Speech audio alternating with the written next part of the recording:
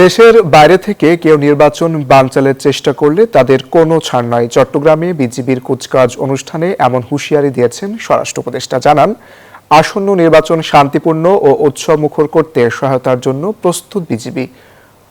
রিক্রুটে নিয়োগ পেয়েছেন সীমান্তে বিএসএফ এর হাতে নিহত ফেলানীর ছোট ভাই আরফান হোসেন। চট্টগ্রামের সাতকানিয়ায় বীরুত্তম মুজিবুর রহমান প্যারেড গ্রাউন্ডে নতুন উর্দিগায়ে চোখে স্বপ্ন নিয়ে কুচকাওয়াজে পা মেলান সদ্য প্রশিক্ষণপ্রাপ্ত বিজিবি সদস্যরা। প্রশিক্ষণ সমাপনী আয়োজনে সাক্ষী হন স্বরাষ্ট্র উপদেষ্টা জাহাঙ্গীর আলম চৌধুরী। সশস্ত্র সালামের মধ্য দিয়ে নবীন সৈনিকদের শপথ গ্রহণের আনুষ্ঠানিকতা শুরু হয়। আসন্ন নির্বাচনে সারা দেশে ৬৭টি জেলায় ৩৭,০০০-এর বেশি বিজিবি সদস্য মোতায়েন থাকবে বলেও জানান স্বরাষ্ট্র উপদেষ্টা।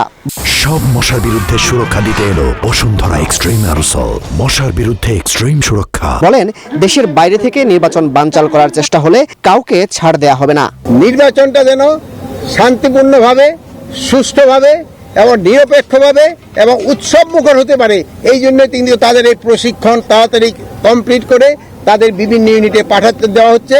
তারা এই আগামী 12 ফেব্রুয়ারি যে আমাদের জাতীয় নির্বাচন, এই নির্বাচনে তারা অংশগ্রহণ করবে। রিক্রুটে নিয়োগ পেয়েছেন সীমান্তে বিএসএফ এর হাতে নিহত ফেলানীর ছোট ভাই আরফান হোসেন। বলেন, দেশের সার্বভৌমত্ব রক্ষায় কারো কাছে মাথা নোয়াবেন না তারা। আমি সীমান্তে একজন রক্ষিত বাহিনী হয়ে সর্বদা চেষ্টা করব সীমান্তে যেন কোনো বোন বা মা বাবার সন্তানকে যেন এইভাবে হত্যা না করা হোক।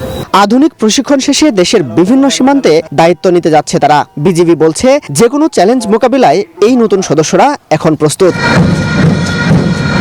প্রশিক্ষণ শেষ করা এই নবীন সৈনিকেরাই দেশের মানুষের নির্বিঘ্নে ঘুম নিশ্চিত করবে।